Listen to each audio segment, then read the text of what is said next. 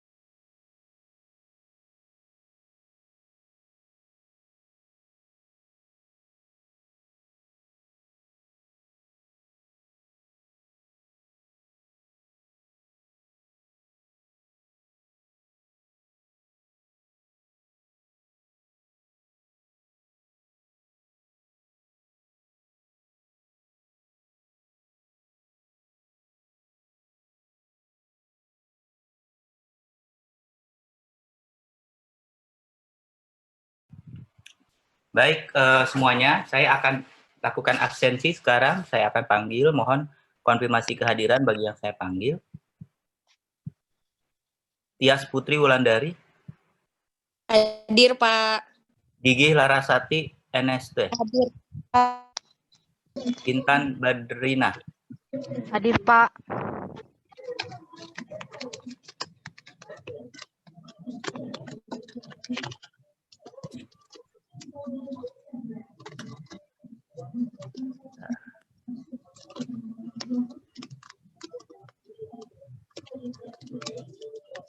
Oke.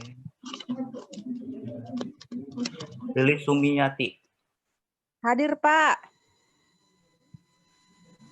Anissa Kurota, Hadir, Pak.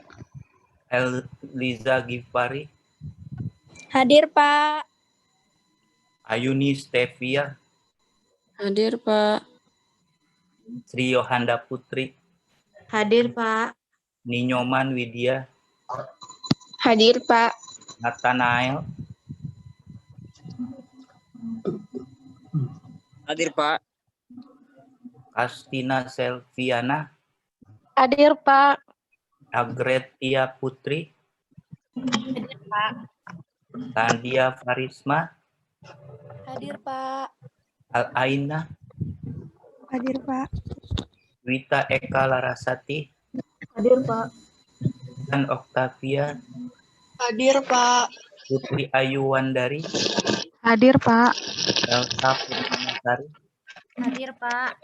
Apra Nadia, Hadir, Pak. Bulan Pratiwi, Hadir, Pak. Titi Novitasari, Hadir, Pak. Eli Putri Salikin, Hadir, Pak. Yeta Endah Elpiotika, Yeta Endah, Kayaknya telat. Kenta Nur Akbar, Hadir, Pak. Meitia Maharani, Hadir, Pak. Tri Ara Aisyah, Hadir, Pak. Frederica Taluta, Hadir, Pak. Risti Del Salotong, Hadir, Pak. Fitriani, Hadir, Pak. Chris Heaven Sima, Hadir, Pak. Nur Pratiwi Alimuddin, Hadir, Pak. Bella Natalia, Hadir, Pak. Nurul Rahmawati Suwarno, Nurul Rahmawati, Mitahus Surur, Esabella, Hadir, Pak. Esabella ini saya nggak bisa absen ya. Iya, Pak. Udah saya hubungi Bu Dia, Pak. Cuman belum ada respon. Oh ya sudah, hubungi lagi ya. Baik, Pak. Erdwi Deviana, Hadir, Pak. Intanada Nugrahani, Hadir, Pak.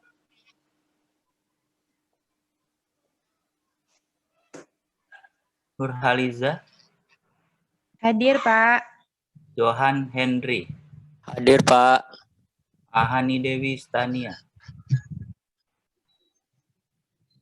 Mahani Dewi, Hadir, Pak. Gita Maisuri, Hadir, Pak. Pak.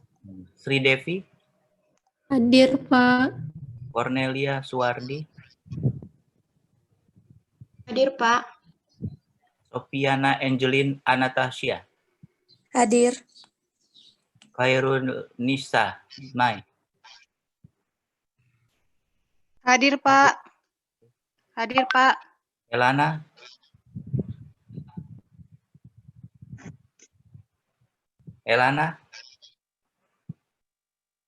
Nadira Anggraini, Hadir, Pak. Yudhistira Ramadan,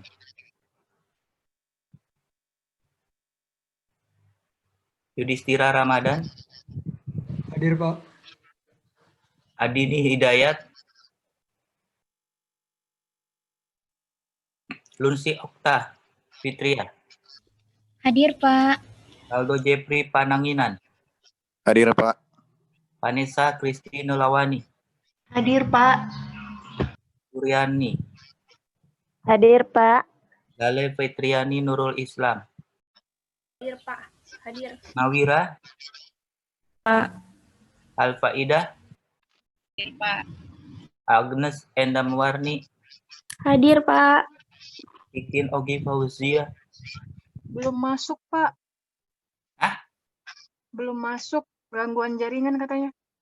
Franklin Andika Purba, Hadir, Pak. Fitri Kodar, Hadir, Pak. Rita Sri Wahyuni. Udah keluar, Pak. Oh, ini sudah keluar Rita ya. Oke. Dia Hartanti. Hadir, Pak.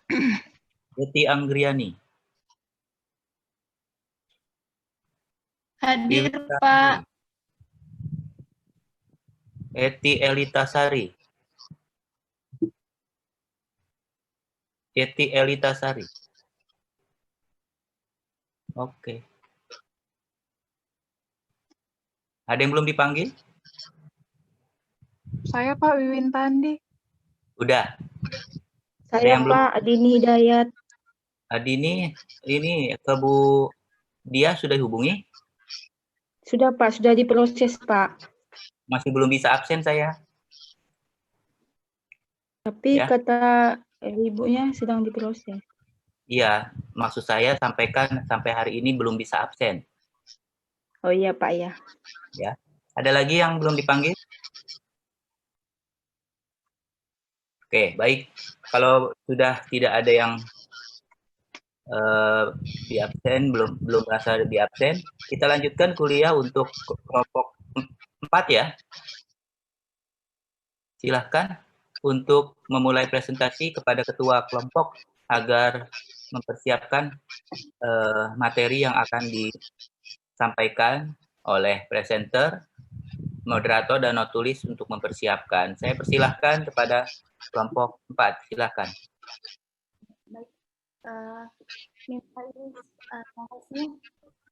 Suaranya tolong agak keras ya.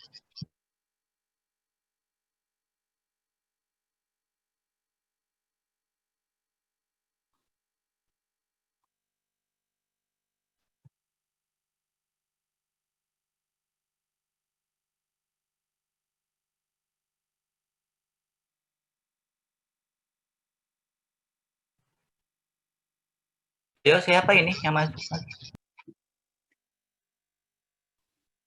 Iya Pak, mulai aja. Assalamualaikum warahmatullahi wabarakatuh. Waalaikumsalam Waalaikumsalam warahmatullahi warahmatullahi wabarakatuh. Waalaikumsalam warahmatullahi wabarakatuh. Selamat pagi Bapak dan teman-teman semua. Saya Agretia sebagai moderator akan memandu kegiatan diskusi pada hari ini. Perkenalkan, kami dari kelompok 4 akan mempresentasikan tentang pneumonia dan TB. Kita langsung saja untuk penyampaian materi pertama tentang pneumonia dan selanjutnya TB. Pneumonia adalah peradangan yang mengenai parenkim paru distal dari bronchiolus terminalis yang mencakup bronchiolus respiratorius, alveoli, serta menimbulkan konsolidasi jaringan paru dan menimbulkan gangguan pertukaran gas setempat. Zul 2011. Etiologi pneumonia ini terbagi penyebabnya itu yang pertama dari bakteri, yang kedua dari virus, dan yang ketiga dari fungi. Pneumonia bakterial itu dibagi menjadi 2 bakteri penyebabnya, yaitu yang pertama tipikal organisme dan yang kedua atipikal organisme. Tipikal organisme ini penyebabnya berasal dari bakteri gram positif dan bakteri gram negatif. Contoh dari bakteri gram positif ini salah satunya Streptococcus pneumonia. Penyebab pneumonia berasal dari bakteri gram negatif, biasanya sering menyerang pada pasien defisiensi imun atau pasien yang dirawat di rumah sakit dalam waktu yang lama.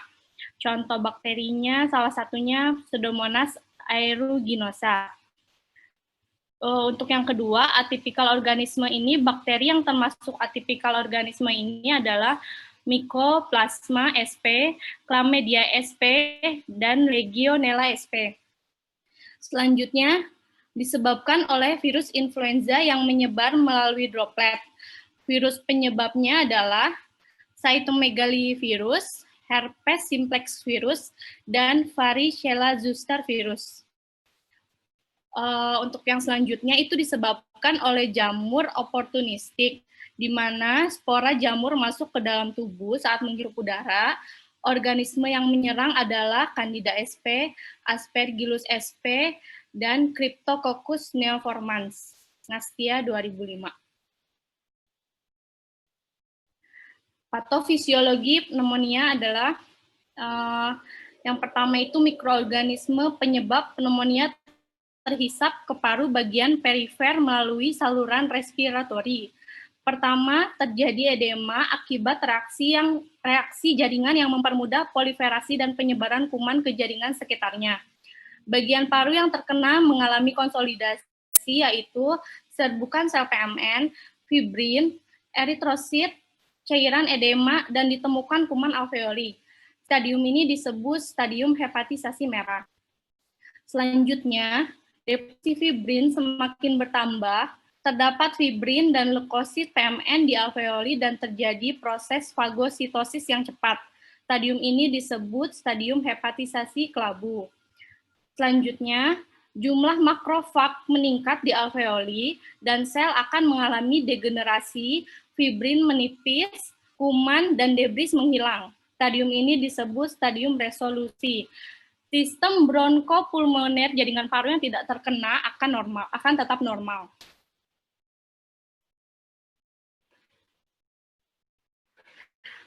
Menurut Wong 2008, tanda dan gejala khas dari pneumonia adalah demam, menggigil, sesak, berkeringat, batuk baik non-produktif atau produktif, atau menghasilkan sputum berlendir, purulen, atau bercak darah, sakit dada karena pleuritis. Untuk selanjutnya akan disampaikan oleh Al-Aina dan juga Mahani. Saya persilakan. Baik, selanjutnya adalah pneumonia pada pasien rawat inap dibagi menjadi 4. Yang pertama yaitu community acquired pneumonia, terjadi dalam 48 jam pertama masuk rumah sakit. Yang kedua, healthcare associated pneumonia, yaitu CAP, yang terjadi karena kontak dengan petugas kesehatan.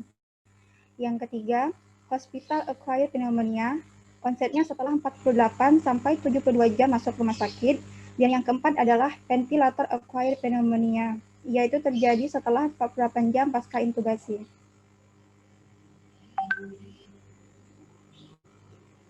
Penata laksanaan terapi, pemberian antibiotik secara empiris pada CAP. 1.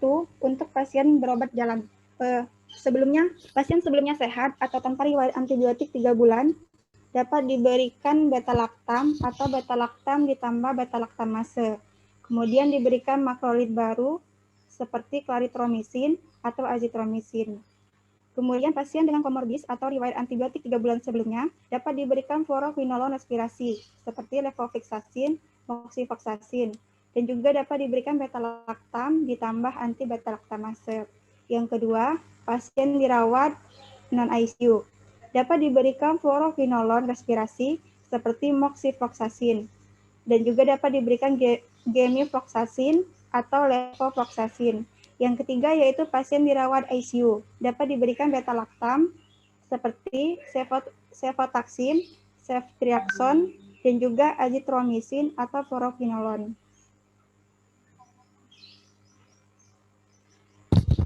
Pemberian antibiotik secara empiris pada pneumonia tanpa faktor resiko multidrug resistant atau MDR, pasien dapat diberikan ceftriaxone, moxifloxacin, ciprofloxacin, atau levofloxacin. Atau pasien juga dapat diberikan ampicillin atau sulbactam atau ertapenem. Selanjutnya, pemberian antibiotik secara empiris pada pneumonia dengan faktor resiko multidrug resistant atau MDR. 1. Dapat diberikan beta-laktam, contohnya ceftazidime, cefepime, piperacillin, atau imipenem. Yang kedua, pasien dapat diberikan obat yang aktif terhadap patogen gram-negatif gentamisin. Contohnya, ciprofloxacin atau levofloxacin. Dan yang ketiga, pasien dapat diberikan obat yang aktif terhadap bakteri patogen gram-positif. Contohnya itu linezolid atau vancomycin.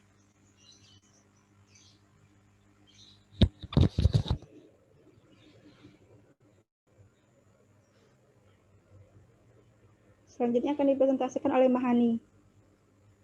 Selanjutnya kasus pneumonia. Tuan Leuria 63 tahun sedang dirawat di ruang ICU selama 3 hari. Pada hari keempat perawatan, pasien mengalami keluhan batuk-batuk, sesak disertai demam. Pada pemeriksaan tanda-tanda vital didapatkan tekanan darah 120/80 mmHg, HR 105 kali per menit, RR 26 kali per menit, dan suhu 37,9 derajat Celcius, dan WBC 25.000 sel per milimeter kubik. Pada pemeriksaan fisik ditemukan rongki basah kasar di basal paru. Pada fototoraks didapatkan adanya infiltrat.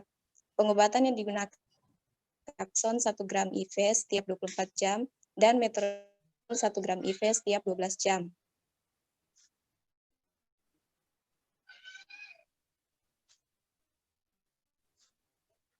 Lanjut.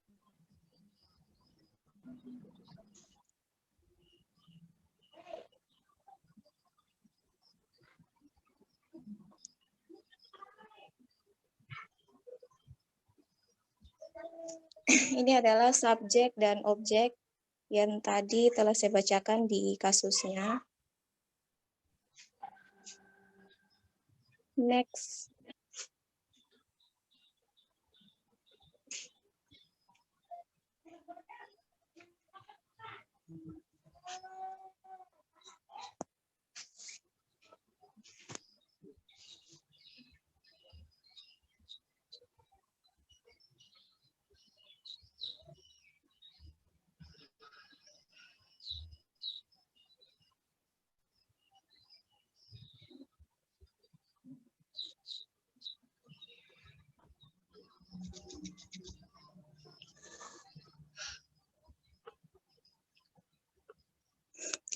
Untuk asesmennya, prenatal laksanaan terapi pneumonia yang disebabkan oleh bakteri.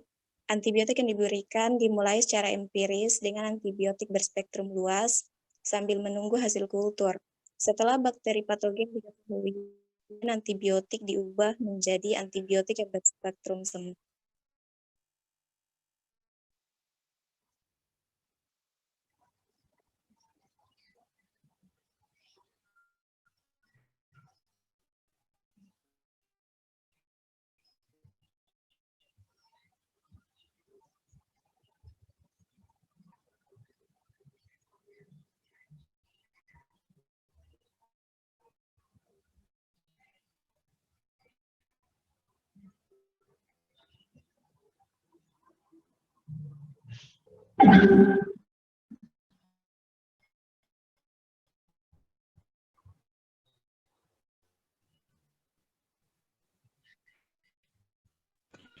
Selanjutnya adalah plan. Dapat diberikan terapi pendukung pada pneumonia. H. pneumonia, terapi ceftriaxone 1 gram IV setiap 24 jam. Analisis ceftriaxone merupakan golongan antibiotik berspektrum luas dan metronidazol 1 gram IV 11 jam. Metronidazol merupakan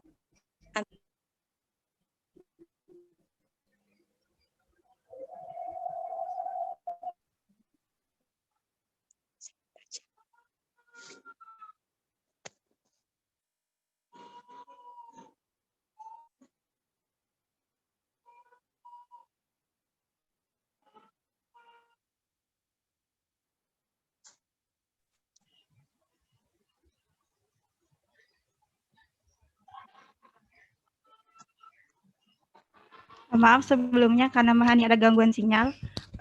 Selanjutnya adalah plan. Plan untuk terapi pendukung pada pneumonia. 1. Diberikan oksigen pada pasien yang menunjukkan gejala sesak napas dan hipoksemia. Yang kedua, pengeluaran sputum dapat diatasi dengan melakukan fisioterapi dada. Dan yang ketiga, hidrasi yang cukup bisa melalui parenteral. Yang keempat, pasien dengan penderita demam dapat diberikan antipiretik yaitu paracetamol infus dengan dosis 650 mg tiap 4 jam. Dan yang kelima, bronkodilator untuk pasien dengan bronkospasme yaitu diberikan salbutamol injeksi dengan dosis awal 5 mcg per menit. Yang keenam, pemberian nutrisi yang cukup dengan diberikan infus NaCl 0,9%. Yang ketujuh, pemberian obat batuk berdahak, yaitu diberikan bromhexin injeksi dengan dosis 4 mg per 2 mili. Yang kedelapan, diberikan monoterapi pada pasien HAP pneumonia, yaitu ceftriaxone 1 gram IV setiap 24 jam. Dan yang terakhir, diberikan metronidazol 1 gram IV setiap 12 jam, dihilangkan dari terapi obat tersebut. Next.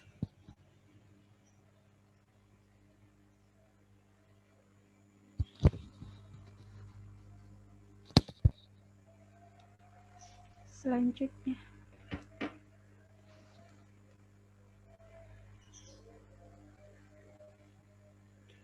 Selanjutnya adalah terapi non-farmakologi. Terapi secara non-farmakologi diantaranya yaitu melakukan suction, melakukan fisioterapi dada, pemberian posisi postural, drainase, dan mengajarkan batuk efektif.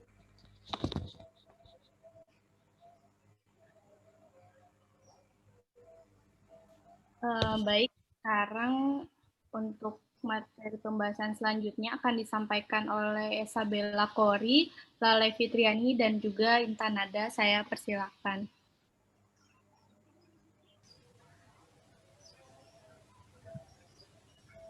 Baik, saya akan mempresentasikan tentang tuberkulosis. Tuberkulosis adalah suatu penyakit kronis yang disebabkan oleh Mycobacterium tuberculosis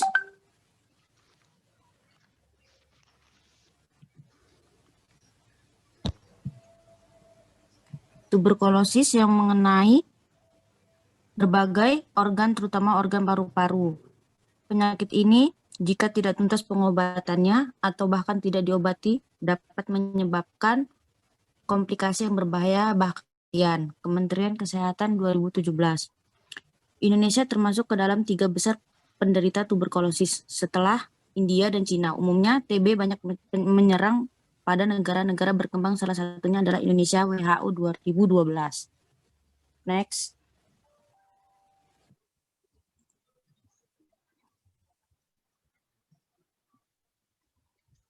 Ada beberapa etiologi tentang tuberkulosis, yaitu penyebab dari penyakit ini adalah bakteri Mycobacterium tuberculosis. Bakteri ini juga tahan terhadap suasana kering dan dingin. Bakteri ini dapat bertahan pada kondisi rumah atau lingkungan yang lembab dan gelap, bisa sampai berbulan-bulan. Namun bakteri ini tidak tahan atau dapat mati apabila terkena sinar matahari atau aliran udara. Selanjutnya gejala klinis, yaitu demam, batuk, sesak napas, nyeri dada, laise, dalam kurun bersifat radang setahun. Handayani, BF 2009.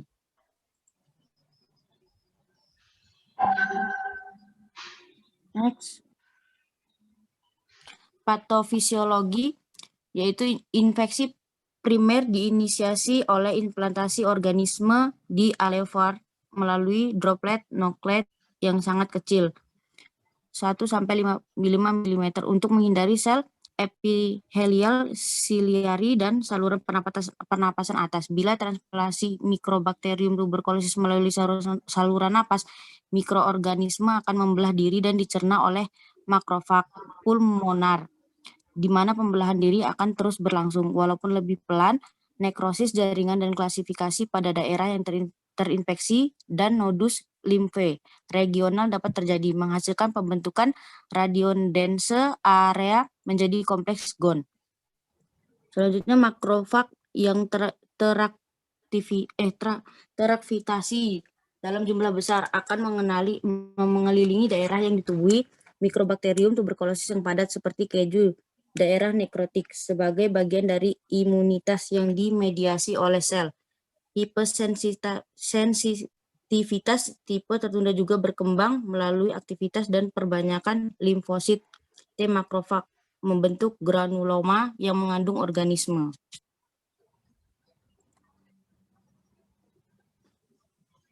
Kasus TB.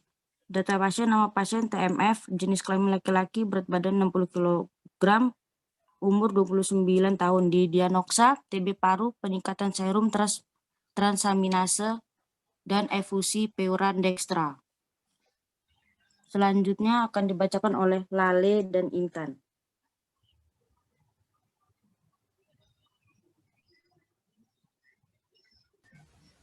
Baik, untuk subjektifnya, keluhan utama pasien sudah 5 hari yang lalu mengalami lemas, sesak, keringat malam, dan nyeri dada sebelah kanan.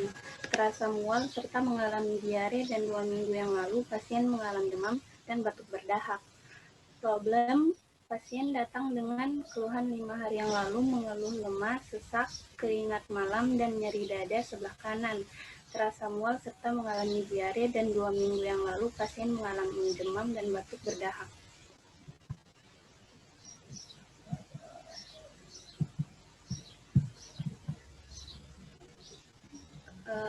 Data kliniknya untuk tekanan darah, hasil pemeriksaannya 130/80 mmHg, suhunya 38 derajat Celcius, nadinya 104, respiration rate-nya 30, dan cairan keluyurannya positif. Untuk data laboratorium, untuk hemoglobinnya, hasil pemeriksaannya 22,4, white blood cell-nya 13,5, albuminnya 2,6, red blood cell-nya 8,43, hematokritnya 65, SGOT 75, SGPT-nya 121, natrium 130,3, trombosit kalium 3,17, trombositnya 147.000, neutrofilnya 80, limfosit 11,6, dan monosit 7,4. Profil pengobatannya yaitu isoniazid, rifampicin, pirazinamid, etambutol, hepatoprotektif, levofloxacin, ceftazidime, ranitidin, omeprazol, kodein, metamizol natrium, asam mefenamat, paracetamol, atapulgit, infus PZ, dan infus RL atau ringer laktat. Asesmennya untuk TB paru diberikan terapi isoniazid, rifampicin, pirazinamid, etambutol, dan kodein. DRP-nya tidak ada. Untuk peningkatan serum transaminase diberikan hepatoprotektif, DRP-nya juga tidak ada. Efusi pleura dextra diberikan levofloxacin dan ceftazidime. DRP-nya indikasi tanpa terapi. Untuk mualnya, pasien diberikan ranitidin. DRP-nya terapi tanpa indikasi. Untuk diare pasien diberikan antapulgit, infus PZ, dan infus RL. Untuk demam pasien diberikan metamizol NA, asam mefenamat, dan paracetamol. DRP-nya indikasi sama. Selanjutnya akan dibacakan oleh Intanada. Baik, selanjutnya plan. Yang pertama, yang plan rekomendasinya, obat kodein merupakan obat batuk kering atau antitusif. Obat diganti dengan ambroxol. Lalu albumin 2,6 yang normalnya 3,8 sampai 5,1 itu terapi intravenanya untuk albumin di bawah normal. Lalu cairan pleura positif yaitu levofloxacin dan ceftazidime dihilangkan. Terapi dengan pemberian antibiotik OAT. Bila cairan banyak dilakukan drainase atau pengeluaran cairan yang terkumpul. Yang keempat, efek mual disebabkan oleh efek peningkatan serum transaminase yang kadar SGPT dan SGOT tinggi. Ranitidin dan omeprazol dihilangkan seiring dengan terapi pengobatan pada peningkatan serum transaminase dengan hepatoprotektif, maka efek mual juga akan hilang. Lalu kontraindikasi pada kerusakan sel hati untuk infus RL itu pemberian infus RL dihilangkan karena cukup dengan memberikan infus PZ. Pada demam pasien, indikasi obat sama, itu metamizol, NA, dan asam mefenamat dihilangkan. Lebih baik menggunakan paracetamol saja. Pada hepatoprotektif yang digunakan yaitu kurkumin.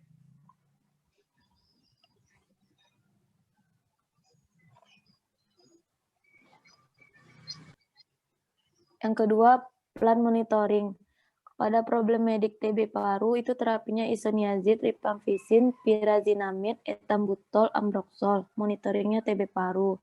Pada problem medik peningkatan serum transaminase, itu terapinya hepatoprotektif. Monitoringnya SGPT dan SGOT.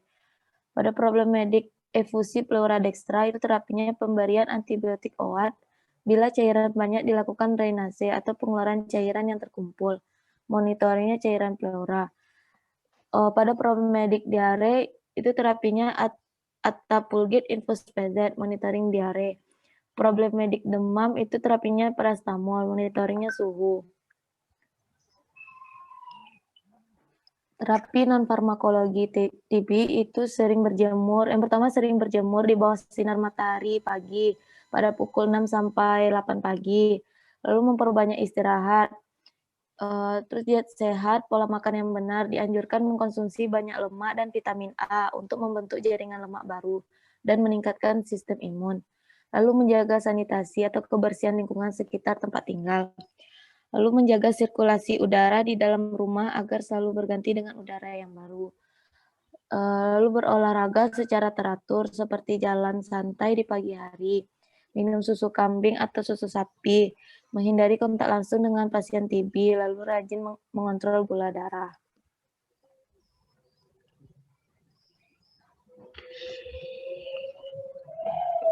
KIE pada perawat, yang pertama kontrol pasien dalam minum obat-obat.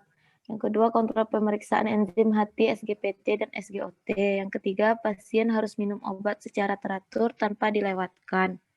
KIE pada pasien itu yang pertama untuk meringankan TBC dan komplikasi lainnya, pasien dianjurkan untuk tidak merokok dan tidak minum alkohol atau sesuatu yang dapat menyebabkan atau memperparah keadaan penyakit. Yang kedua, untuk keberhasilan pengobatan, minum obat secara teratur sesuai dosis yang dianjurkan. Sangat membantu upaya untuk pemulihan. Yang ketiga, untuk obat rifampicin diminum pagi hari saat perut kosong. Karena makanan dapat mengganggu absorpsi, rifampicin minimal 1 jam sebelum makan. Tetapi kalau mengeluh mual saat minum rifampicin, maka saat minum rifampicin pada waktu perut kosong, rifampicin dapat diminum 2 jam kemudian minum pyrazinamide. Karena sifat pyrazinamide dapat dikonsumsi setelah makan. Kemudian untuk ethambutol bisa dikonsumsi sebelum atau sesudah makan dengan jarak waktu yang cukup antara obat yang lainnya.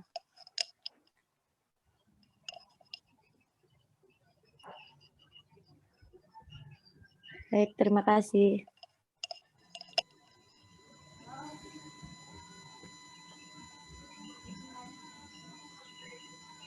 Baik, selanjutnya saya buka sesi tanya jawab.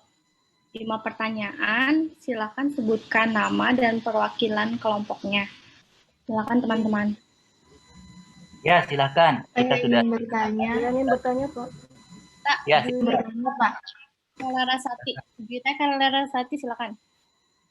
Ya, saya ingin bertanya, kenapa pada pasien lansia lebih rentan terkena pneumonia dibandingkan pada anak-anak maupun orang dewasa? Terus, bagaimana cara pencegahan risiko pneumonia tersebut terhadap lansia? Karena di slide tadi belum dijelaskan. Terima kasih.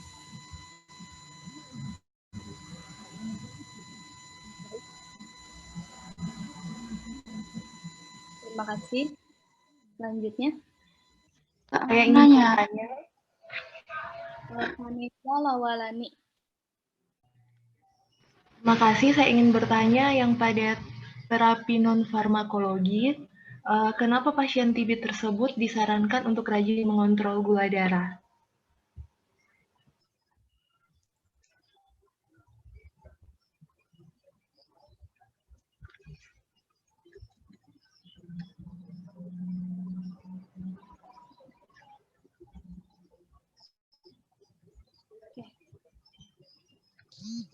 Baik, selanjutnya. Kak mau nanya. Natanaya.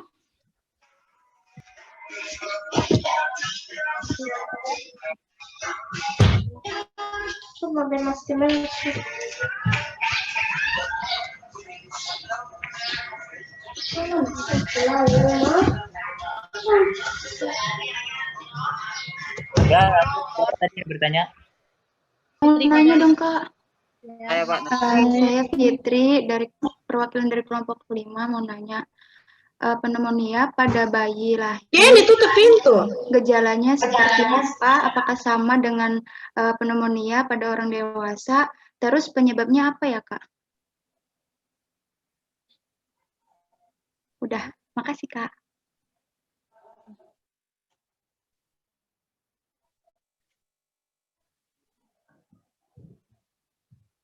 Selanjutnya Nathanael ya? Iya, Iya, silakan. saya Nathanael. Apa dari kelompok 6, apa tindakan yang dilakukan jika penguatan TB paru tidak tuntas dilakukan sampai waktu yang telah ditentukan?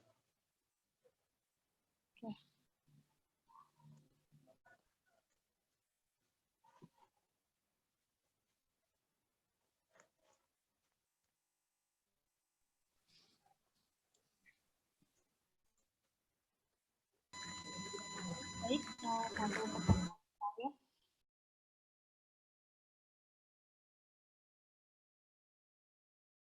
Ada lagi yang mau nanya? Sudah berapa pertanyaan? Ada 4, Pak. Siapa lagi Saya yang mau mau bertanya, Pak. Silakan Putri Ayu Andari. Bagaimana efek terhadap janin bila ibu hamil sedang mengidap penyakit TBC? Ada nggak efeknya dari pengobatannya tersebut? Berarti ibunya lagi konsumsi obat gitu maksudnya? Terus ada efeknya nggak ke janinnya? Oke. Baik. Kasih, Pak. Ya, sudah 5 pertanyaan. Kita berikan kesempatan kepada kelompok 4 untuk mempersiapkan jawaban sambil menunggu kelompok 4 menjawab pertanyaan dari teman-teman. Kita kembali ke topik pneumonia dan TB. Kan kita sekarang mempelajari terkait penyakit saluran nafas. Yang pertama adalah pneumonia, di mana pneumonia ini kalau kita kan suka istilah yang lebih umum itu taunya orang paru-paru basah. Kalau kita kecil tuh suka dibilang, oh sakitnya denger tuh paru-paru basah. Nah ini biasanya gambaran di kepala kita paru-paru basah itu paru-parunya isinya air. Nah padahal pneumonia ini yang terjadi adalah adanya peradangan, di mana peradangan tersebut terjadi pada jaringan paru. Nah, peradangan ini menyebabkan jaringan-jaringan paru tersebut terisi oleh cairan. Makanya pengaruh dari cairan tersebut mengganggu kerjanya paru-paru. Bayangkan saja jika di dalam paru-paru kita berisi cairan, bekerja tanpa cairan saja, kalau kita misalkan habis olahraga lari, kita ada istilah ngos-ngosan. Ngos-ngosan itu karena kerja jantung, kerja paru-paru sedang meningkat. Ini dengan ruang kosong. Apalagi terjadi adanya peradangan dan diisi oleh cairan, faktor ini sangat mengganggu kerja paru-paru. Karena paru-paru itu kan bekerjanya kan kembang kempis ya. Kalau seandainya ada cairan di dalam paru-paru kita, maka ini sangat mengganggu proses kembang kempisnya paru-paru. Jadi kadang kita kalau misalkan mengalami sesak, mengalami sulit untuk bernafas, itu beberapa faktor terjadi. Salah satunya adalah adanya cairan di dalam paru-paru. Nah, kalau sering orang bilang ada bunyi di dalam paru-paru, bisa jadi mungkin adanya hal ini. Jadi bekerja paru-paru ketika kembang dan kempisnya berat karena adanya cairan di dalam paru-paru tersebut. Nah, itu yang disebut dengan pneumonia. Nah, untuk pasien-pasien yang imunitasnya rendah atau kekebalan tubuhnya tidak baik, ini sangat bisa menyebabkan terjadinya komplikasi kalau dia sudah kena pneumonia. Ya, karena dapat menyebabkan kegagalan fungsi organ tubuh yang lain. Biasanya ditandai dengan adanya abses pada paru-paru. Namanya tadi adanya udem atau peradangan. Ini bisa jadi kemungkinan juga ada infeksi paru-paru. Terjadinya adanya radang dan abses ya berupa nanah di dalam paru-parunya. Nah, selain itu juga dengan adanya nanah ini akhirnya banyaknya cairan di dalam paru-paru tersebut yang mengumpul pada lapisan pelindung paru.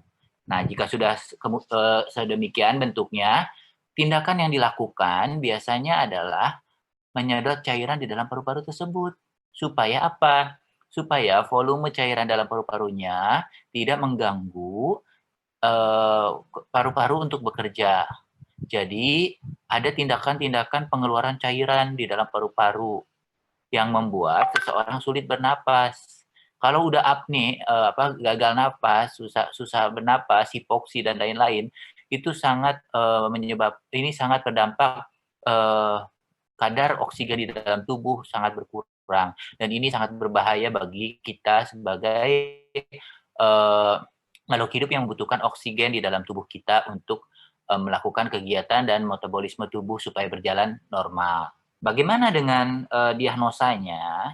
Biasanya pneumonia ini dilakukan dengan beberapa macam hal yang bisa dilakukan untuk diagnosa. Salah satunya adalah kalau kita biasanya melakukan general check up, itu ada yang namanya pemeriksaan toraks, ronsen. Pemeriksaan ronsen ini untuk mendeteksi adanya pneumonia atau lokasi infeksi yang menjadi penyebab penyakit tersebut timbul. Nah, ronsen dada ini biasanya terlihat ada di sebelah kanan dan kiri paru-paru. Yang kedua dengan pemeriksaan darah. Pemeriksaan darah ini dilakukan dengan adanya peningkatan leukosit atau sel darah putih. Kenapa?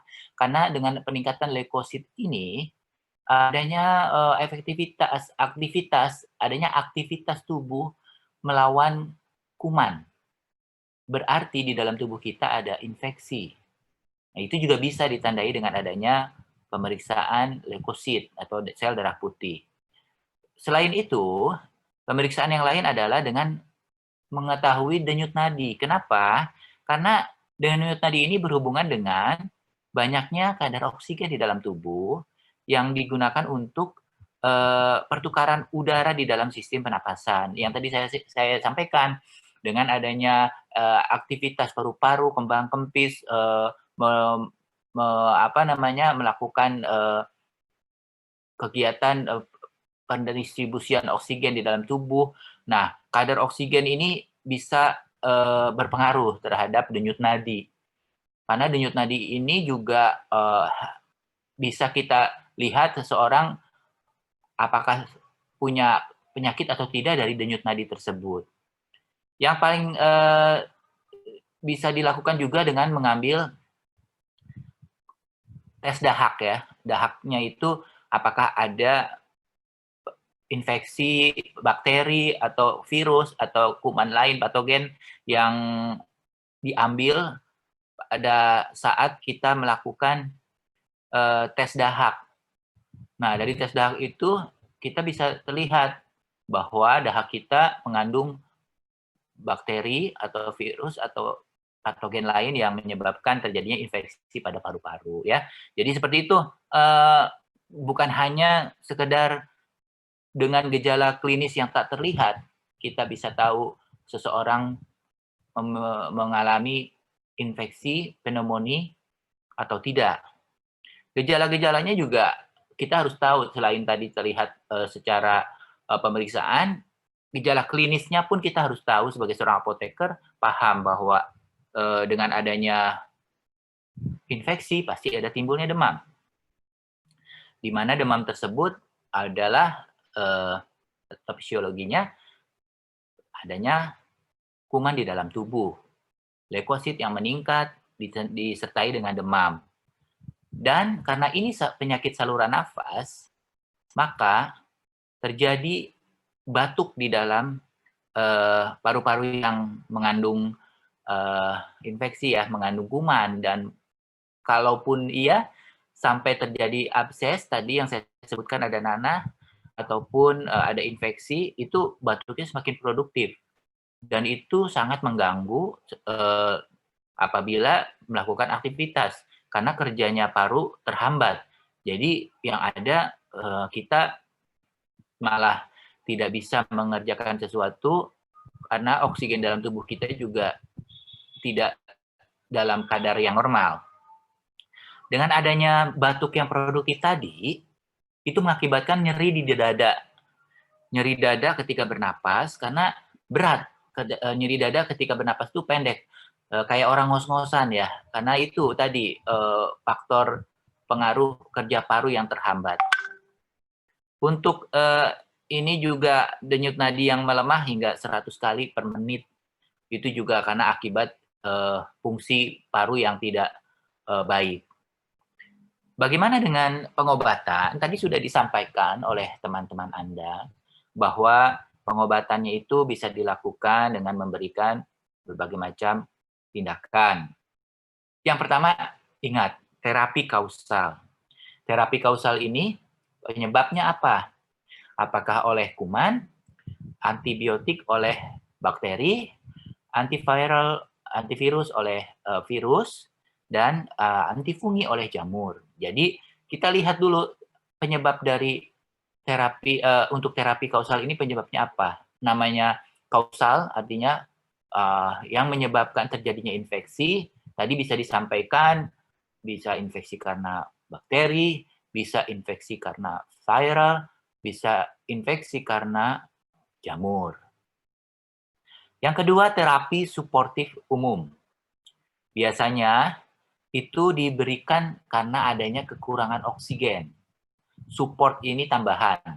Dengan adanya hipoksi, kekurangan oksigen, kadar oksigen rendah dalam tubuh, biasanya diberikan tambahan suportif oksigen ke dalam tubuh kita. Nah, terus juga karena adanya cairan di dalam tubuh, adanya sekret ya, atau lendir-lendir yang terjadi akibat adanya dahak yang mengumpul di dalam paru-paru, dilakukanlah terapi inhalasi dengan cara menyalurkan obat yang bisa langsung ke paru-paru. Nah, ini sangat bermanfaat bagi pasien yang membutuhkan kondisi segera karena dia sesak, karena dia berat, nyeri dada, terus juga batuk yang produktif, maka diberikan terapi inhalasi untuk membuka saluran nafas, memudahkan kerja paru-paru, dan lendir atau dahak yang mengumpul itu bisa cair, bisa tidak memberatkan kerja paru-paru. Dan itu juga bisa dilakukan bantuan dengan fisioterapi. Fisioterapi itu memberikan misalkan rasa hangat di dada ya, dengan alat-alat fisioterapi itu juga sangat membantu untuk mengembalikan fungsi paru yang terganggu tadi. Nah, cara-cara tadi ini dilakukan untuk memudahkan proses pengeluaran dahak. Nah, selain itu, faktor-faktor tadi juga bisa dibantu dengan supaya kita tidak mengalami penularan dari pneumonia. Kita harus menjaga kebersihan cuci tangan, hand hygiene, terus ya sekarang kondisinya Anda tahu sedang pandemi, ya menggunakan masker, terus juga physical distancing dengan yang pneumonia, dan pastinya supaya imun kita baik juga kita berolahraga secara teratur. Nah, kuman-kuman penyebab pneumonia yang kenapa sekarang pada saat pandemi ini banyak sekali komorbid itu dari pneumonia, karena ada yang namanya gejala klinis COVID itu bisa dilihat dengan adanya pneumonia sudah suspek. Artinya maksudnya suspek itu dugaan mengarah ke COVID, coronavirus.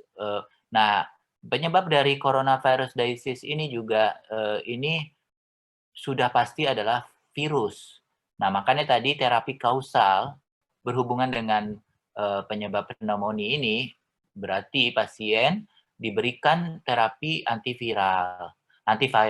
Antivirus yang biasanya digunakan untuk terapi ini secara clinical pathway yang ada dalam terapi pneumonia suspek COVID-19 biasanya menggunakan oseltamivir. Oseltamivir ini sangat sudah dilakukan di rumah sakit saya beberapa kali, semua pasien diberikan terapi ini kalau hasil ronsennya buruk ya, ada perburukan dan pneumonia sebagai penyakit komorbidnya. Selain oseltamivir juga diberikan favipiravir. favipiravir dan juga remdesivir. Cuma biasanya yang paling pertama dilakukan terapi awal menggunakan oseltamivir dengan dosis 2 kali selama 5 hari. 1 kali pemberian dosisnya itu 75 mg. Jadi kalau sehari itu diberikan 150 mg untuk 5 hari. Ya. Jadi 10 tablet karena sehari 2 kali. Itu biasanya pakai oseltamivir. Nah, untuk jika oseltamivir ternyata kurang efektif, maka ditingkatkan menggunakan favipiravir ataupun remdesivir sebagai terapi kausal penyebab dari virus. Kalau untuk antibiotik biasanya digunakan azithromycin dan levofloxacin. Untuk yang kasus di tempat saya ya, itu banyakkan menggunakan itu azithromycin dan levofloxacin. Kalau untuk antiviral, antifungi biasanya kita belum begitu banyak ya, karena coronavirus disease ini bisa jadi memang berfokus kepada virus, bukan pada jamur. Tadi disebutkan bahwa ada penularan, faktor-faktor penularan itu dari droplet. Nah, Anda tahu apa itu droplet? Apakah Anda tahu istilah-istilah droplet, istilah airborne, istilah aerosol yang sekarang lagi ngetren ya? Anda juga harus tahu karena droplet itu transmisinya cepat dan ini salah satu faktor penular dari transmisi virus ke tubuh seseorang. Ya, jadi droplet itu kayak apa, tetesan atau suatu apa ya? Ya, dengan diameter yang sangat kecil itu bisa memberikan efek penularan yang sangat cepat ke dalam tubuh kita, kayak percikan-percikan cairan yang dengan partikel kecil. Sementara kalau aerosol itu yang tersuspensi di udara dan partikelnya juga cair ataupun padat. Tapi kalau droplet itu partikel kecil diameternya tertentu. Tapi kalau diameter udah melebihi dari ukuran itu, dia tidak termasuk ke dalam kategori droplet. Nah, ini juga untuk aerosol, partikel cair atau padat yang tersuspensi di udara, melalui airborne atau istilahnya untuk transmisi lewat udara. Nah, ini penularan pneumonia ini juga sangat tergantung kepada tubuh kita. Kalau lagi drop, tubuh kita imunnya lagi tidak bagus, itu semakin gampang kuman masuk ke dalam tubuh kita. Nah, lewat mana masuknya kuman tersebut? Nah, Anda sudah belajar bahwa pandemi ini kita harus menggunakan masker, kita harus melakukan hand hygiene karena dia melewati mukosa-mukosa yang bisa berkembang biak. Misalkan contoh lewat hidung, lewat mulut, lewat mata juga bisa kemungkinan, cuman biasanya yang paling gampang masuk itu lewat hidung dan mulut. Nah ya, jadi Anda untuk pneumonia ini harus bisa membedakan mana penyebab yang disebabkan oleh jamur, mana yang disebabkan oleh virus, dan mana yang disebabkan oleh bakteri untuk mendukung pengobatan terapi kausalnya. Itu untuk pneumonia. Nah, selanjutnya untuk TB. Nah, sementara kita tahu bahwa tuberkulosis ini penyebabnya adalah bakteri Mycobacterium tuberculosis. Yang perlu diperhatikan dalam melakukan terapi TB ini adalah bagaimana apoteker bisa memberikan edukasi dan support kepada pasien agar terapi anti tuberkulosa ini berjalan dengan baik. Terapi yang dilakukan, Anda sudah tahu bahwa terapi TB memerlukan kedisiplinan, memerlukan kepatuhan pasien yang benar-benar kita harus lakukan controlling dan monitoring. Nah, Anda tahu di dalam pengobatan TB ini ada istilah yang namanya DOTS. Sudah pernah dengar? Apakah Anda tahu DOTS? Ada yang tahu? Ada yang tahu DOTS? Sudah pernah dengar sebelumnya? Pernah, Pak. Pernah ya? Nah, di mana DOTS ini merupakan Directly Observed Treatment Short Course. Nah, di rumah sakit dibentuklah yang namanya kelompok untuk melakukan sebagai supporting pengobatan TB. Salah satunya apoteker. Apoteker ini dimasukkan ke dalam Satgas TBC, melakukan monitoring directly observed treatment short course kepada pasien dengan cara melakukan pemantauan jarak jauh kepada pasien, apakah pengobatan TB-nya itu dilakukan secara kontinu atau tidak, karena pengobatan selama jangka waktu yang sudah ditentukan itu catatannya harus dilakukan monitoring setiap hari. Apakah di teman-teman yang sudah pernah bekerja di rumah sakit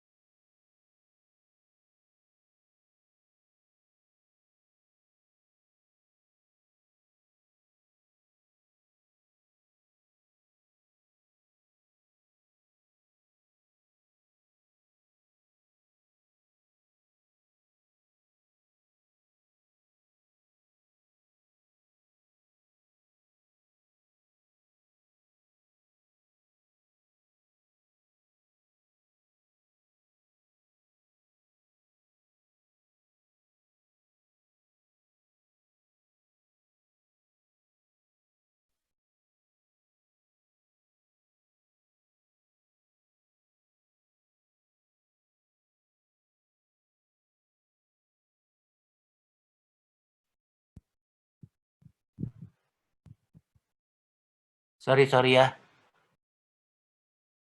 Maaf, ini jaringannya memang agak keganggu nih. Kita lanjutkan. Untuk TB tadi,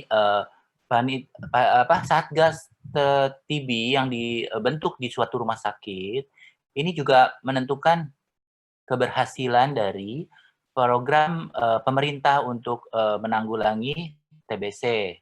Nah, obat-obatan yang diberikan pun, apoteker harus bisa melakukan edukasi kepada pasien. Apakah Anda pernah membaca terkait panduan obat anti-tuberkulosis yang kita terapi kepada pasien, di mana obat-obatan yang diberikan itu biasanya terdiri dari isoniazid, rifampicin, pyrazinamide, dan etambutol. Kadang-kadang ditambahkan streptomycin. Nah, ada program pemerintah yang disebut Prognas TB. Kalau di rumah sakit itu Prognas TB itu wajib. Jadi program nasional tuberkulosis ini terdiri dari beberapa program pemerintah untuk penanggulangan TB. Nah, di mana diberikan beberapa terapi dengan kategori-kategori tertentu. Panduan terapinya itu sudah disusun di dalam Prognas. Halo? Putus-putus ya suaranya? Apa kedengeran? Kedengeran, Sorry. Pak. Oh, kedengeran. Kedengaran, Pak. Ya, saya soalnya tadi sempat hilang sinyal. Jadi program nasional penanggulangan TB ini itu memberikan terapi dengan beberapa kategori.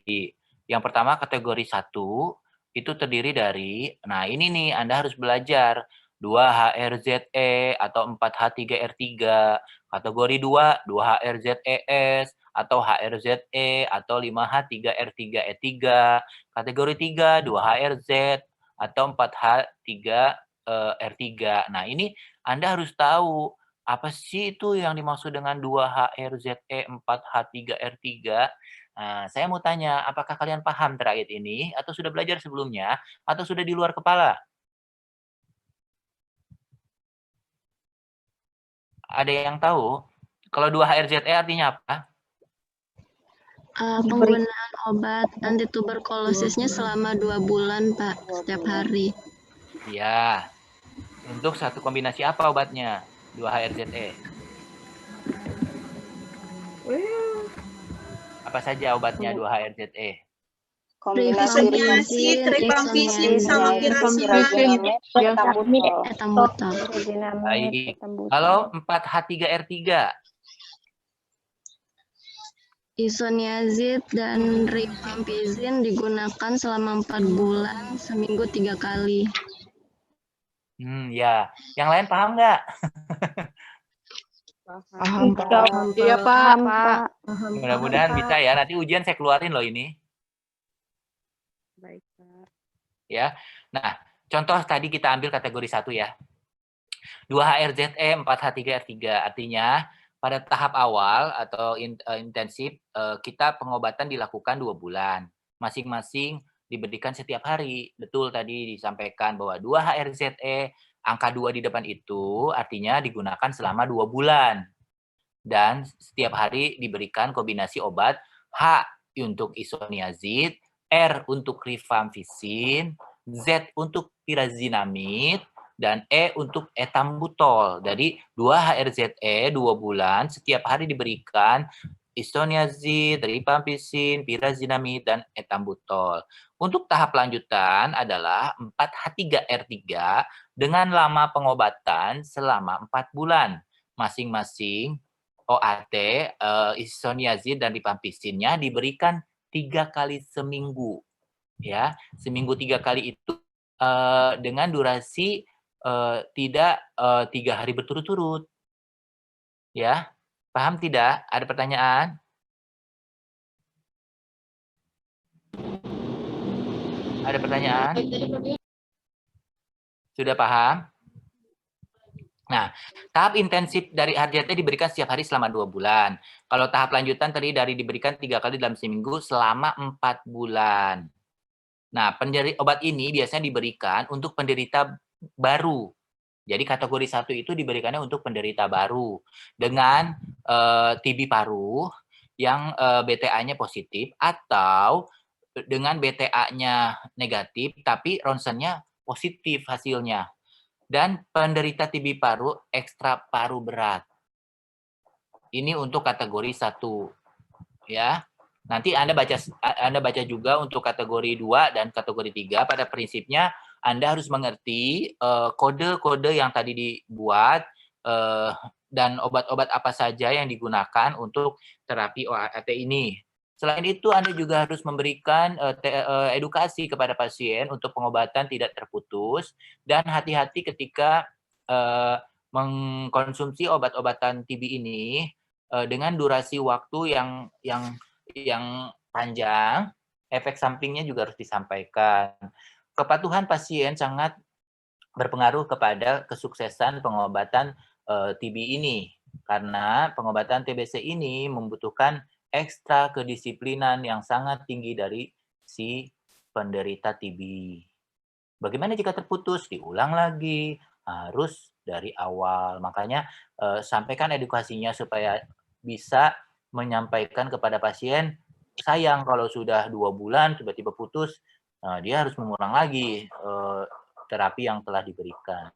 Oke, sampai sini kita kembali lagi ke topik diskusi presentasi. Silahkan kelompok 4 jika sudah ada pertanyaan yang bisa dijawab agar bisa disampaikan dan didiskusikan bersama. Saya kembalikan lagi kepada moderator, silahkan. Ya, baik. Terima kasih, Pak. Kami akan menjawab pertanyaan dari teman-teman. Untuk pertanyaan pertama, saya akan menjawab pertanyaannya Juwita ya. Bagaimana efek terhadap janin bila ibu hamil mengidap TB? Bukan Juwita. Biasanya keadaan gizi penderita TB itu kurang baik, sehingga hal ini dapat mempengaruhi perkembangan bagi janin dalam kandungan. Ibu hamil tetap harus diberikan terapi dengan obat TB dengan dosis efektif terendah. Obat TB yang diminum oleh ibu dapat melewati plasenta dan masuk ke janin, dan berdasarkan beberapa kepustakaan disebutkan tidak memberikan efek yang terlampau berbahaya. Akan tetapi, pemantauan ketat pada perkembangan janin harus tetap dilakukan. Setelah bayi dilahirkan, dapat dipisahkan terlebih dahulu dari ibu selama TB-nya masih aktif. Gitu. Gimana, Juwita? Sudah cukup jelas? Pertanyaan dari Putri, Kak, bukan Juwita. Oh, maaf tadi bukan pertanyaan. Oh iya, Putri Ayu Wulandari. Sorry. Putri, udah jelas belum? Berarti nggak ada efek atau ada efeknya itu, Kak? Pada janinnya. Pada janinnya di sini sih katanya masih belum terlampau berbahaya, tapi harus selalu dengan pemantauan ketat pada perkembangan janinnya. Coba diperhatikan untuk obat TB ini masuk kategori mana? Kan ada A, B, C, dan lain-lain tuh. Bisa dilihat itu dalam literatur. Ya, efeknya A apa? A itu bebas, misalkan tidak ada masalah. B ada efek yang perlu diawasi. C sebaiknya bla bla bla bla. D jangan dikonsumsi sama sekali. X mengakibatkan cacat atau kematian. Nah, itu Anda sudah belajar kan? Jadi Anda bisa lihat untuk obat khususnya rifampicin, isoniazid, pirazinamid, etambutol, dan antibiotika streptomycin jika digunakan, itu Anda harus pelajari penggolongan pemberian obat-obatan untuk ibu hamil. Nanti saya bantu share di grup pemberian obat ibu hamil. Ada Anda bisa baca supaya Anda juga bisa mengetahui apa yang terjadi jika obat-obatan yang diberikan kondisi ibu hamil, kondisi dikonsumsi oleh ibu hamil. Ya, lanjut sekalian. Selanjutnya kelompok kelompok 4, silakan. Ya, baik. Untuk pertanyaan selanjutnya, pertanyaannya Juwita akan dijawab oleh Aina, silakan. Baik, saya akan menjawab pertanyaan dari Juwita.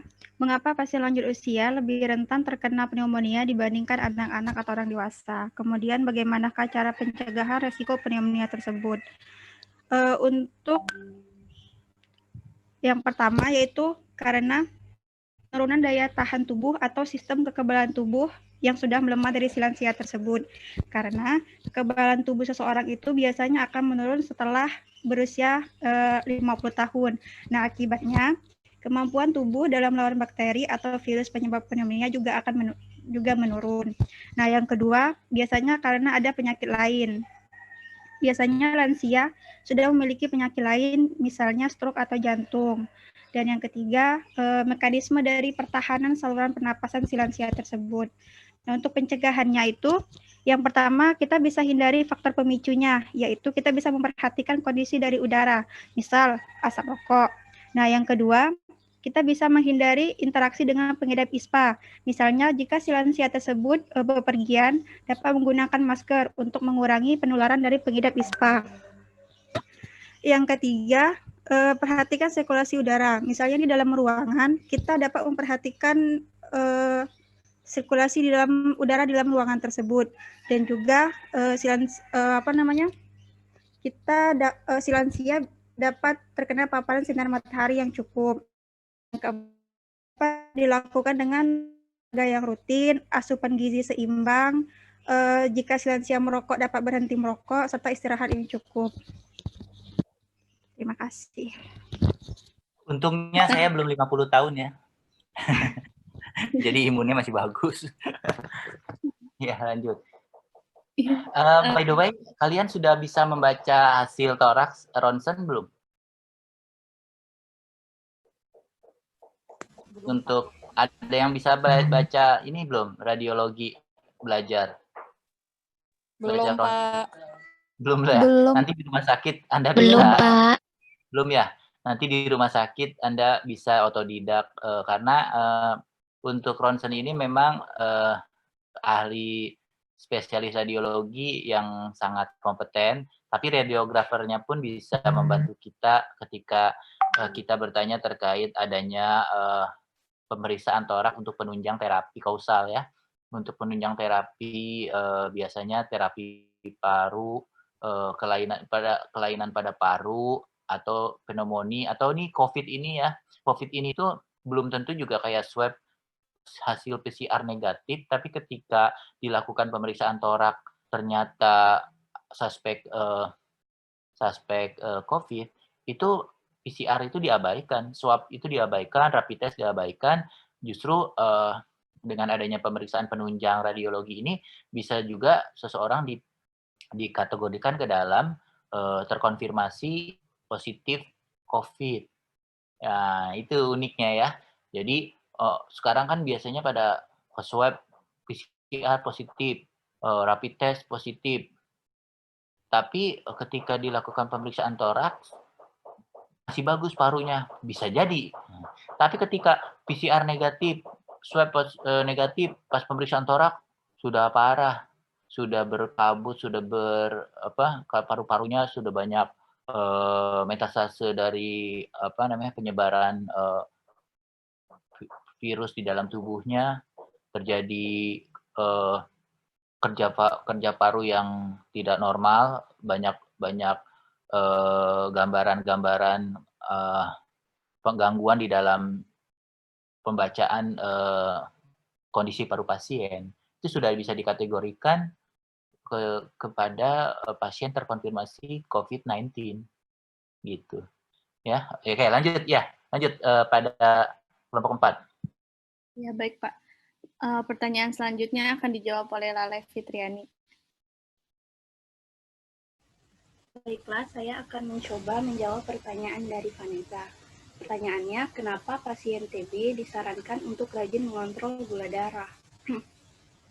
Jadi, ada beberapa studi yang menemukan bahwa TB dapat menyebabkan DM pada pasien yang sebelumnya tidak memiliki riwayat DM. Studi-studi tersebut banyak menggunakan tes toleransi glukosa oral untuk menunjukkan bahwa pasien dengan TB memiliki tingkat intoleransi glukosa yang lebih tinggi dibandingkan dengan kontrol. Ada beberapa mekanisme yang dihipotesiskan seperti mekanisme inflamasi yang dicetuskan oleh kuman TB akan merangsang pengeluaran sitokin IL-6 dan TNF-alfa. Hal ini dapat meningkatkan resistensi insulin dan penurunan produksi insulin yang berdampak pada timbulnya kondisi hiperglikemi. Karena hal inilah, pasien TB disarankan untuk rajin mengontrol gula darah. Ya, seperti yang tadi saya sampaikan pada saat penjabaran materi, dengan adanya gangguan-gangguan pada paru-paru, terjadinya gangguan metabolisme lain. Salah satunya adalah fungsi dari pankreas yang memproduksi gula di dalam tubuh itu terganggu oleh adanya penyakit ini. Makanya disarankan, tadi sudah dipaparkan oleh teman kalian, untuk melakukan pengontrolan gula darah dalam tubuh. Karena dengan adanya hasil studi klinis menyebutkan bahwa banyak sekali penderita-penderita pneumonia memiliki efek lain dalam tubuh kita, penyakit lain, yaitu adanya gangguan kadar gula di dalam tubuh. Makanya jangan sampai ketika penyakit pneumonia ini di terapi atau fokus pada terapi pneumonia, timbul komorbid lain yang lebih memperparah penderita. Ini banyak sekali hal-hal yang terjadi karena adanya fokus yang tidak terlalu melihat ke hal yang lain. Kalau dulu kan masih terbatas teknologi ya. Kalau sekarang ini kan kita sudah maju, terus juga hasil sudah cepat, dan literatur banyak didukung dengan adanya penelitian-penelitian. Jadi kita sebenarnya lebih banyak mudah lagi untuk mendapatkan informasi terkait penanganan pneumonia ataupun TB dengan komorbid penyakit lain. Itu ya. Ya, lanjut kelompok 4. Ya baik, pertanyaan selanjutnya akan dijawab oleh Mahani. Silakan. Baiklah, saya akan mencoba menjawab pertanyaan Fitri, yaitu apa gejalanya pneumonia pada bayi yang baru lahir? Apakah sama dengan gejala pada orang dewasa? Dan apa penyebabnya? Jadi gejala pneumonia pada bayi baru lahir atau pneumonia neonatal adalah sesak nafas. Bayi terlihat kesulitan untuk bernafas hingga menggunakan otot-otot dinding dada dengan susah payah untuk membantunya tetap bernafas. Bayi juga dapat terdengar seperti merintih dan tidak kuat menangis. Ujung jari dan bibir bayi bisa terlihat kebiruan atau secara medis disebut cyanosis. Sedangkan pada orang dewasa, umumnya gejala pneumonia itu disertai demam. Sedangkan pada bayi baru lahir tidak selalu disertai demam, akan tetapi dapat juga disertai dengan suhu tubuh yang dingin atau hipotermia. Dan untuk penyebabnya, pneumonia neonatal dipicu oleh beberapa kondisi, yaitu yang pertama, bayi yang lahir dari ibu yang mengalami ketuban pecah dini. Bila ibu mengalami infeksi di dalam rahim saat mengandung, bayi menjalani perawatan lama di ruang rawat intensif, dan ibu yang demam saat menjelang persalinan. Terus bila bagian terbawa janin adalah bokong. Terus ibu yang mengalami ISK berulang, ibu yang mengalami obesitas, ibu yang menggunakan antibiotik saat hamil, dan ibu yang merokok saat hamil.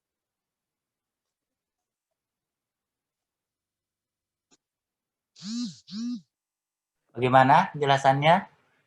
Untuk kasus-kasus neonatal tadi sudah dijelaskan bahwa pneumonia pada bayi dengan dewasa berbeda. Apalagi kalau ada kejadian KPD ya, tadi disebutkan KPD itu juga bisa sangat rentan terjadinya pneumonia pada bayi. KPD itu ketuban pecah dini. Nah, ketuban pecah dini ini mengakibatkan adanya gangguan pada proses neonatus bayi lahir ya, apalagi kalau bayinya itu neonatusnya tidak normal ya, adanya KPD atau BBLR, bayi berat lahir rendah, ini sangat rentan terhadap terjadinya gangguan-gangguan pernapasan pada bayi. Bayi-bayi BBLR ini juga biasanya juga dilakukan pemantauan ketat di ruang NICU, Neonates Intensive Care Unit, untuk bisa mensupport BBLR agar BBLR ini bisa mendapatkan berat badan lahir yang ideal, serta fungsi-fungsi pernapasan, fungsi jantung, fungsi paru, fungsi metabolisme semua di dalam tubuhnya juga normal. Sebab dengan adanya pneumonia bayi baru lahir ini sangat mengancam jiwa dan keselamatan bayi, apalagi bayi yang baru lahir ini sangat ekstra ya untuk masalah pernapasan. Pernapasan bayi itu juga tadi ada disebutkan bisa sianosis dan lain-lain, itu sangat berbahaya sekali kalau seandainya terjadi sianosis kepada bayi. Jadi beda ya antara penyebab bayi kena pneumonia dengan dewasa. Kalau dewasa bisa jadi karena pola tadi beberapa penularan, pola kebersihan badan, pola adanya pola hidup yang tidak baik. Lanjut. Ya, baik. Pertanyaan terakhir akan dijawab oleh Intanada Nugrahani. Baiklah, saya akan mencoba menjawab pertanyaan Nathanael.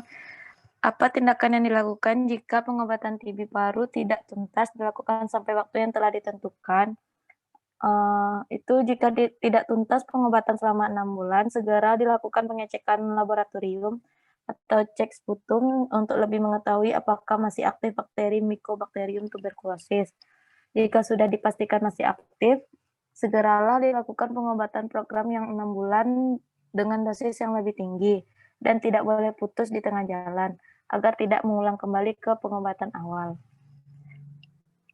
Bagaimana Nathanael? Bagaimana Nathanael? Ya, paham Pak. Nah, saya sampaikan, Anda pernah dengar istilah mantuk? Tidak, Pak. Mantuk tes? Pernah, Ini Pak. biasanya pada kasus-kasus TB, farmasi itu juga harus paham bagaimana dilakukan mantuk tes atau TST. TST itu apa ya? Tuberculin skin test. Jadi mantuk tes itu pemeriksaan yang dilakukan itu untuk kita bisa tahu atau tidak ada atau tidaknya kuman di dalam tubuh kita yang menyebabkan terjadinya TB. Jadi mantuk tes ini memang mahal ya biayanya ya. Dan itu disuntikan ke kulit lengan. Di kulit lengan itu kita suntikan tes mantuk, di mana tes mantuknya itu nanti kalau seandainya pasca penyuntikan akan terbentuk benjolan. Benjolan itu muncul di permukaan kulit. Nah, nanti dokter akan memberi tanda batas awal di sekeliling benjolan tersebut, pakai spidol tuh biasanya dikasih. Nanti setelah 48 sampai 72 jam, itu akan memeriksa kembali benjolannya terbentuk atau tidak, ada perubahan atau tidak.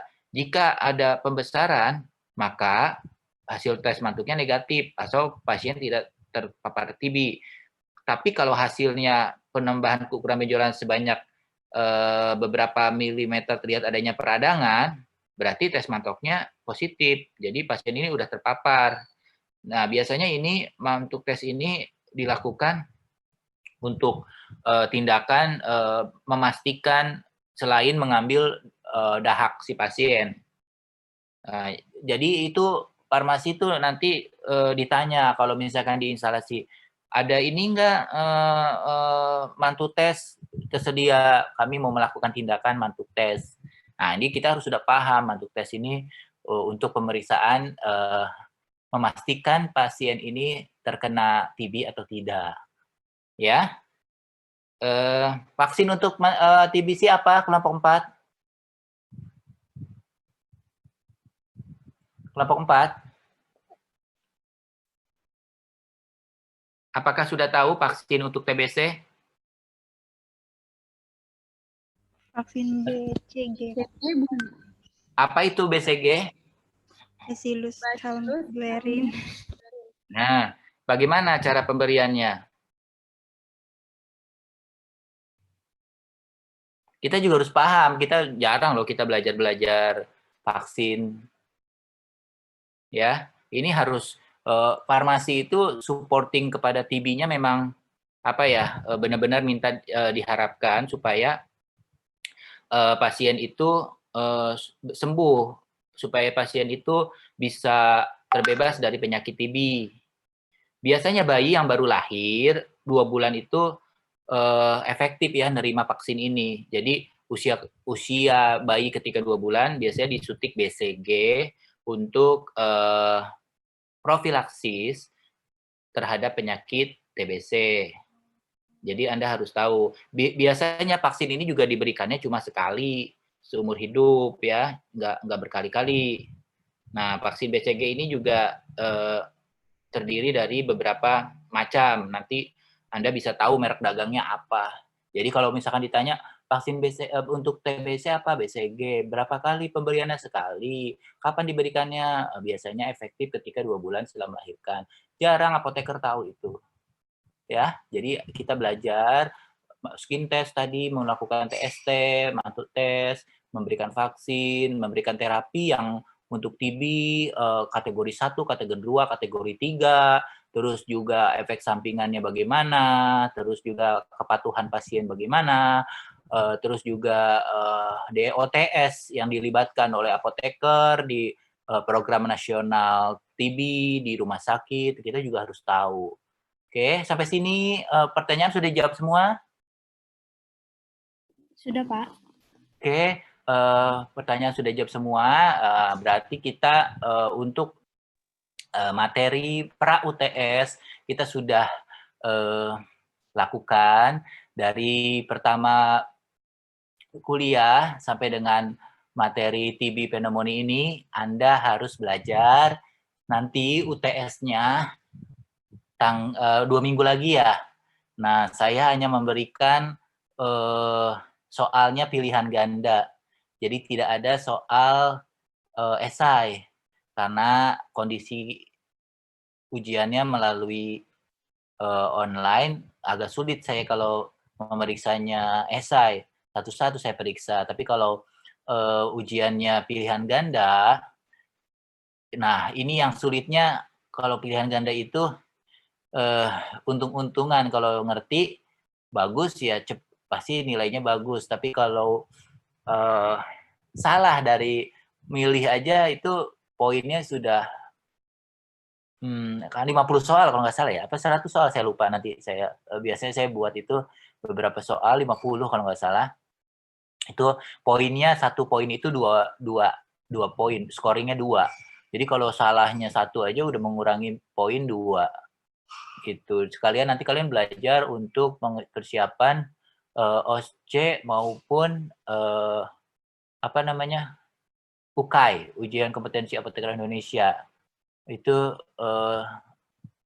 tipikal soalnya sama seperti tipikal soal yang saya buat gitu, karena kan saya juga panitia UKAI yang membuat soal buat UKAI, yang membuat panitia juga untuk uji kompetensi OSCE, membuat soal OSCE, ya itu mirip-mirip. Jadi Anda persiapkan semua materi yang saya sampaikan. Saya tidak akan membuat soal yang di luar materi yang udah kita bahas. Jadi lebih enak lagi. Anda fokus saja dengan materi yang saya berikan, baca dengan baik, pahami.